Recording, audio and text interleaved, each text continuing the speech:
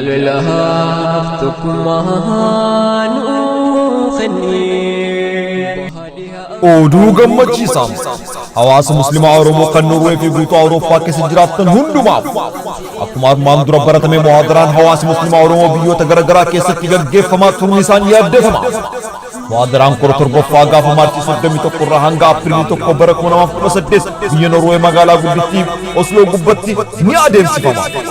Kanuma bu'uureffachuudhaan qophiin barbaachisu qophaa'ee jira kan isiniin jedhu waamicha kabajaa islaamummaa kan isin dhiyeesse koree hawaasa muslimaa Oromoo biyya Norweeti. Keessummoota kabajaa guyyaa san dhiyaatan keessaa Sheekh Amin Ibroo Oromiyaa irraa, Sheekh Abdul Malik Kanaadaa irraa, Ustaaz Ali Sufyaan USA, Sheekh Bashir Usman USA, Sheekh Sali Aman UK irraa ta'uun beekamee jira.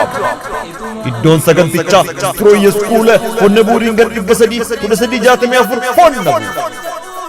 Namoonni bakka sagantaatti argamuu barbaadan boosii lakkoofsa 31 Honne Buu jedhu fayyadamuu akka dandeettan korichi waamicha kabajaatiin isiniif dhiyeessa.